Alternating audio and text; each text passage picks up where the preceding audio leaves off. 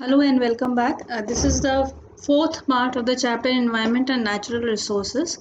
And in this part, I'm going to discuss three topics of the chapter. First of all, environment movements, one or many. Then we'll be discussing the resource geopolitics. And then I'll be telling you about the rights of the indigenous people, the issue of rights of indigenous people all over the world. So let's quickly begin. Number one is the environment movement, one or many. Now, see, there had been till now in the chapter, you have read about the efforts that are being made by the governments of different countries all over the world, efforts mainly at the international level and done at the level of the governments. Okay, so all the states have made various promises in the international conferences, in the international forums, international bodies regarding the steps that they need to take, that they would be taking for the conservation of the environment. Okay, but that is not all. What is more stronger part of this is that is environmental movement at the level of people. So there are basically efforts being made at two levels. So one is the efforts made at the levels of the governments, and then at the efforts made at the local level by people in general, by people of the world coming together. So there had been international forums also where these peoples have the people who are very much aware, conscious of the environmental security, environmental safety, conservation. They have come together and they have raised their demand in a very powerful manner. And there are efforts bodies in all the countries that are there are NGOs, there are social movements which are running in different countries. Okay, so all of this taken together come under one umbrella. All these movements taken together are talking only of one thing, and that is the conservation of the environment. So, one or many simply means that you can take all these movements as one, because they aim towards one direction. And when we say many, because they have to be seen in a particular context of the different countries. So the context of one country may differ from the other country. Okay तो जो movement USA में हो रहा है environment के लिए, उनका concern कुछ और हो सकता है from the movement that is happening in India for the same broader cause.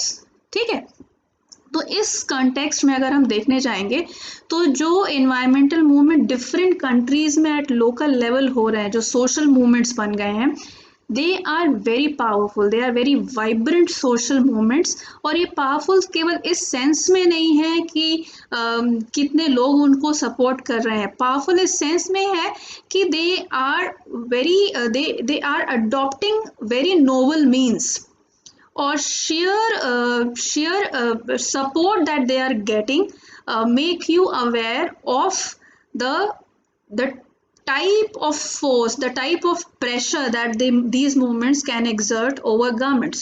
तो जैसे कि मैं एक सिंपल सा एकदम लेमैन वाला एग्जांपल दूंगी. जैसे कहीं कि मान लीजिए कि माइनिंग हो रही है, और जो माइनिंग हो रही है वो ठीक नहीं है एनवायरनमेंट के लिए.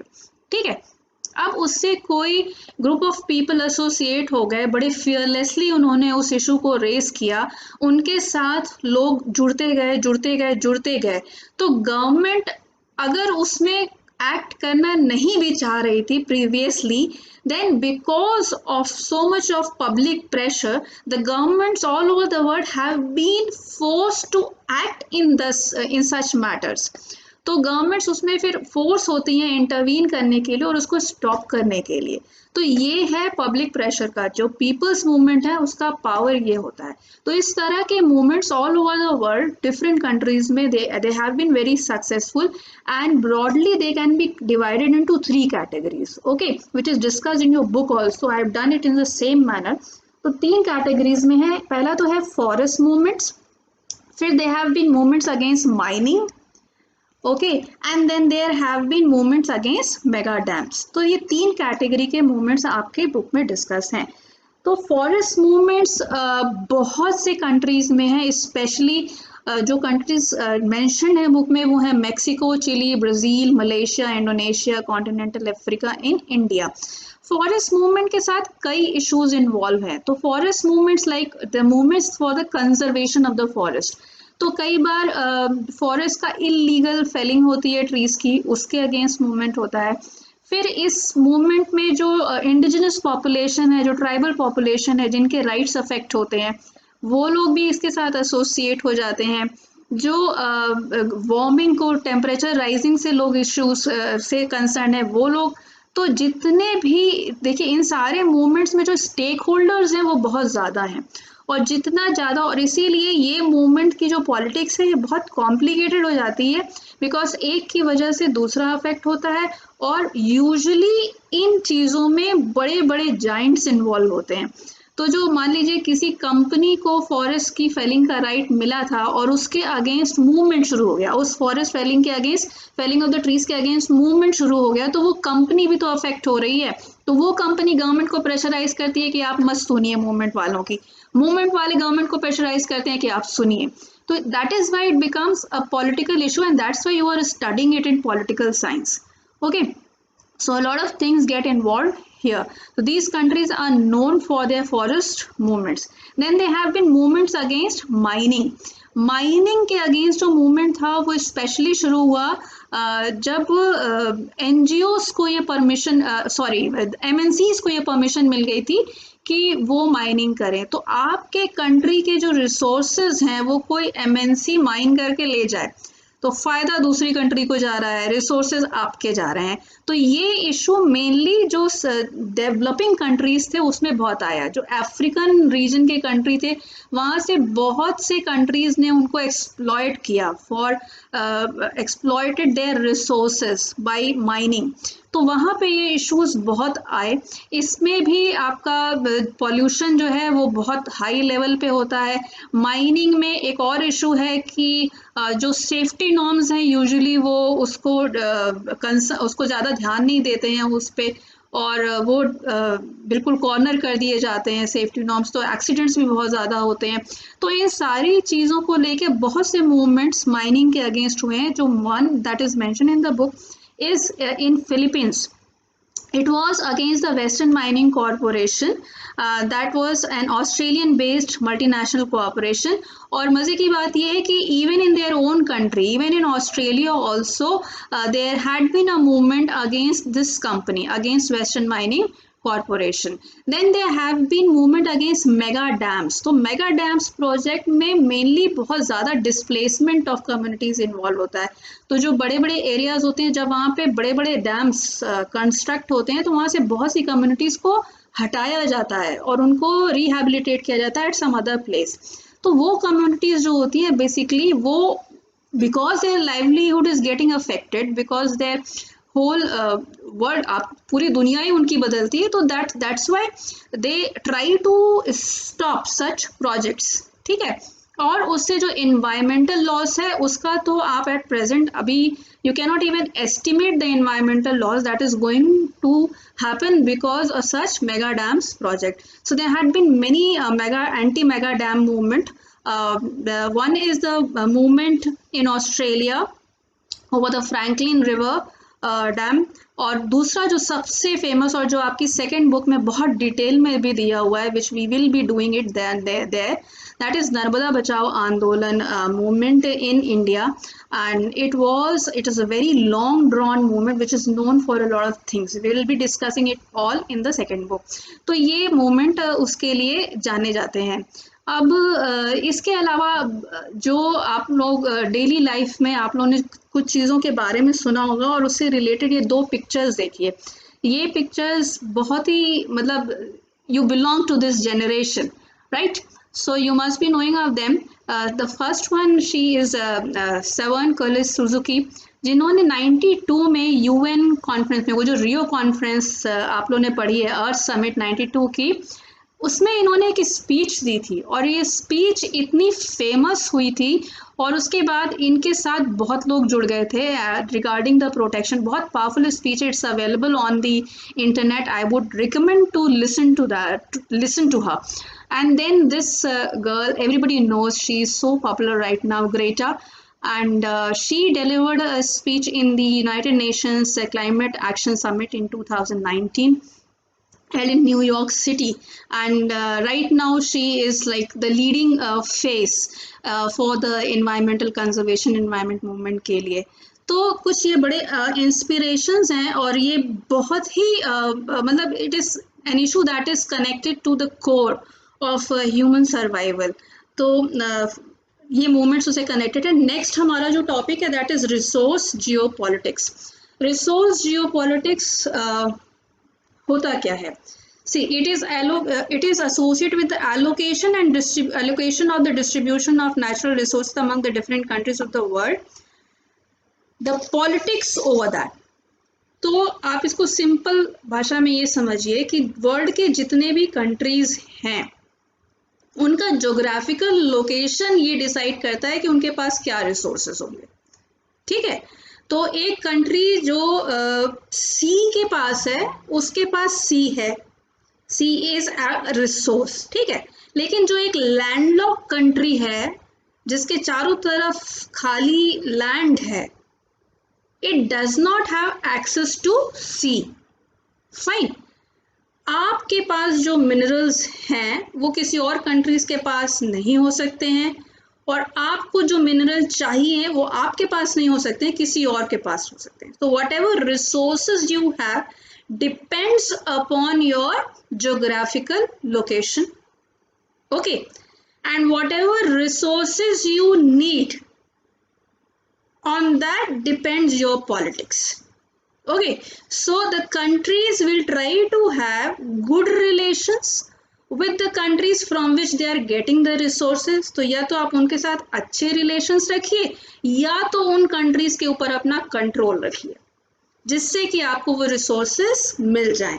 This is what is called resource geopolitics. So the politics is mainly guided by the consideration that what resources you have and what resources you want.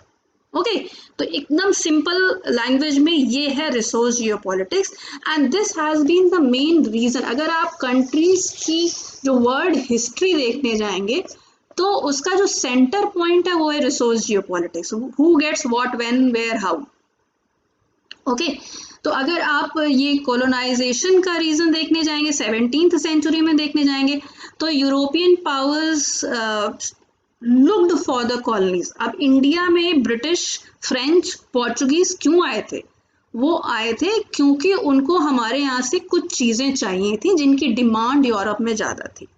Okay, so they came here for spices, they came here for stones, they came here for black pearl, what they call black pepper को black pearl वो कहते थे, वो उसके लिए आए, black gold कहते थे.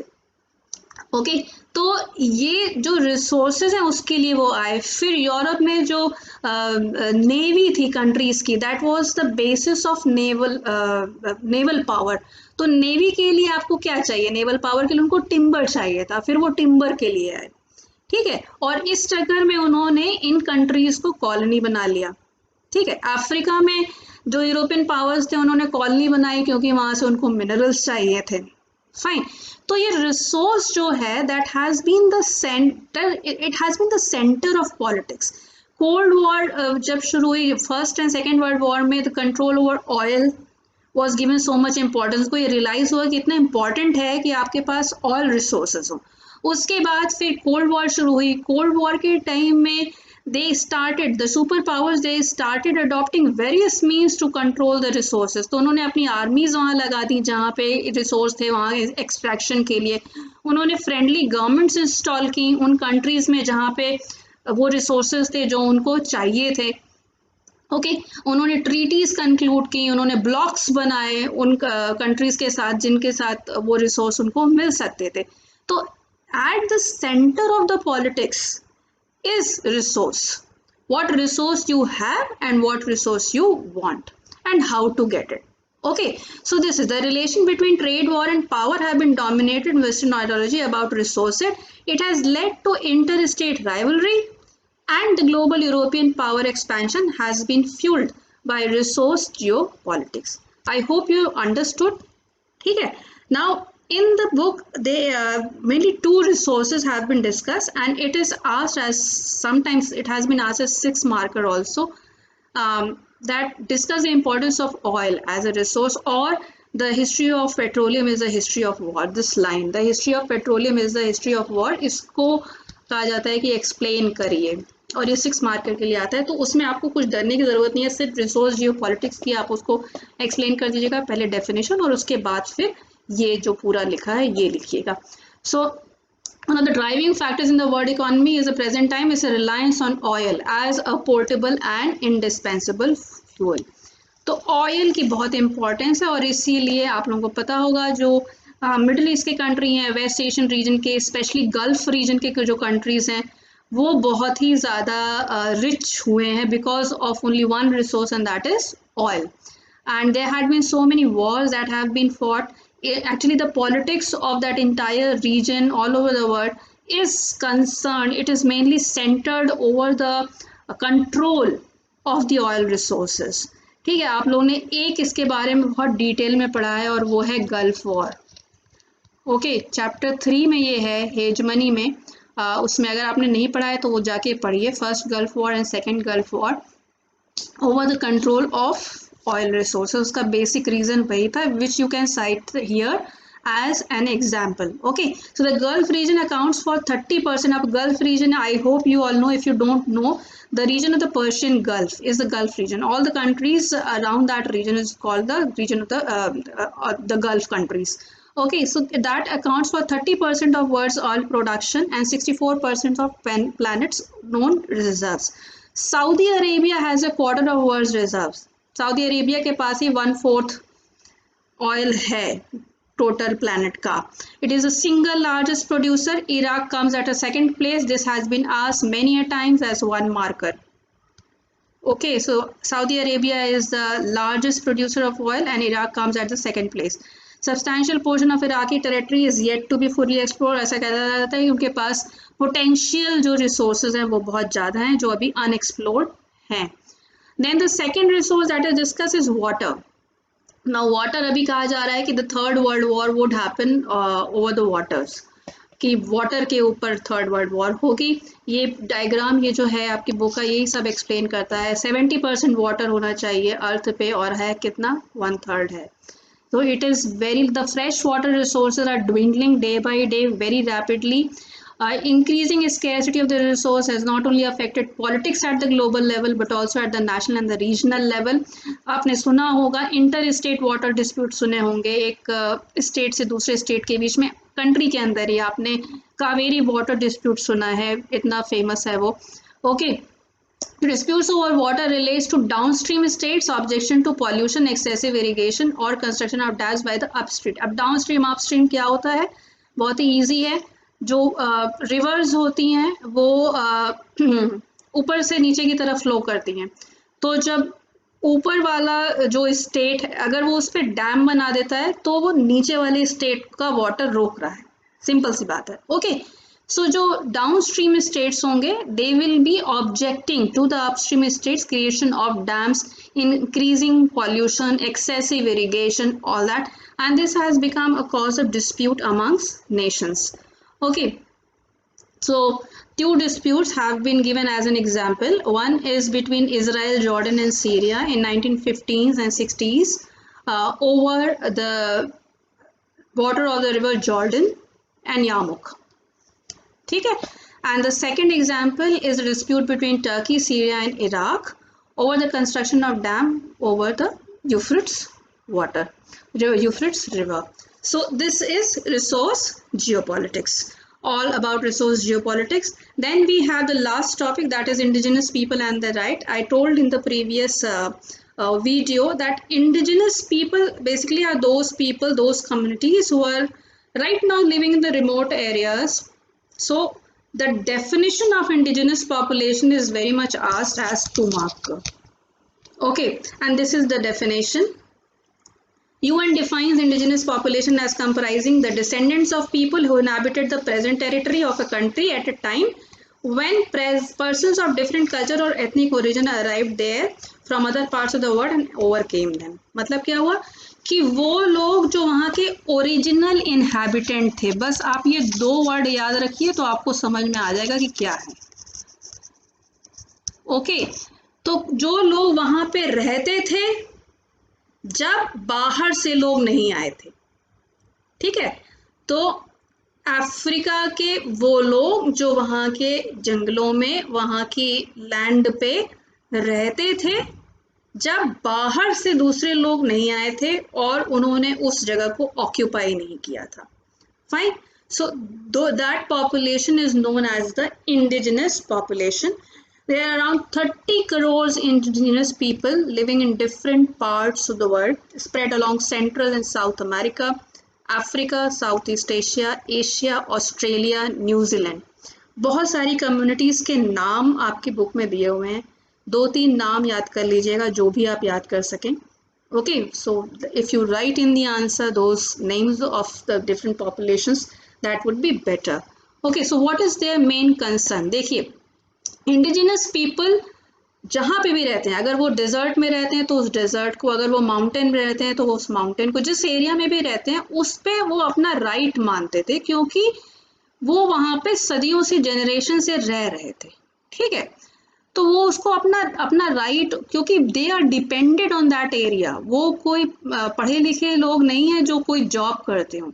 दे are totally depended on the area where they live.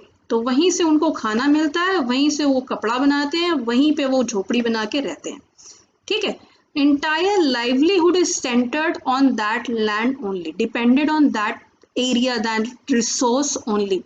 हुआ क्या कि जब आपका इंडस्ट्रियलाइजेशन बढ़ा, जब गवर्नमेंट्स ने एरियाज को कंट्रोल करना शुरू किया, तो उन्होंने कहा कि ये जो लैंड, ये जो इस एरिया को अपना कह रहे हैं वो इनका नहीं है, वो गवर्नमेंट का एरिया है. ओके, तो जैसे इंडिजिनस पॉपुलेशन अगर हम इंडिया के कॉन्टेक्स्ट में देखें तो वो जंगलों में रहते थे. जब ब्रिटिश आए तो उन्होंने फॉरेस्ट लॉज बना दिए और फॉरेस्ट लॉज बना के कहा कि ये सारे जंगल गवर्नमेंट के हैं, उनके नहीं हैं. तो they lost their right over the land which they believe belong to them. So they lost their customary right. उसके बाद जैसे जैसे डेवलपमेंट बढ़ता गया वैसे वैसे जंगल कटते गए. So the biggest loss to the indigenous population has been caused by the development process. But in this development process, they had been displaced a lot. तो वो displacement जो हुआ उसकी वजह से their life is disrupted.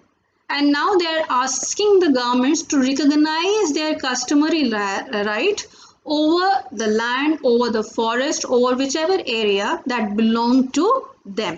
Okay, so in India indigenous people के लिए हम लोगों ने अपने कॉन्स्टिट्यूशन में एक टर्म बनाया था जिसको कहा जाता है scheduled tribe. Okay, and this scheduled tribe population is almost 8% of the entire population which is a big number. Fine. अब ये जो इंडिजिनस पीपल हैं इनके राइट्स को इंटरनेशनल पॉलिटिक्स में भी और लोकल पॉलिटिक्स में, कॉन्स्टिट्यूशन में तो उसको जगह दे दी गई, पर इसके ऊपर ज़्यादा पॉलिटिक्स नहीं हुई है, ज़्यादा इस इशू को केटर नहीं किया गया. It's not been cater to much. But in 1975 जो इंडिजिनस लीडर्स थे उनके डिफरेंट कंट्रीज़ के, उनके बीच कॉन्टैक्ट उन्होंने इस्टेब्लिश किया. And they established the World Council of Indigenous People. It was formed in 1975 and it has become the first of 11 indigenous NGOs to receive consultative status at the UN.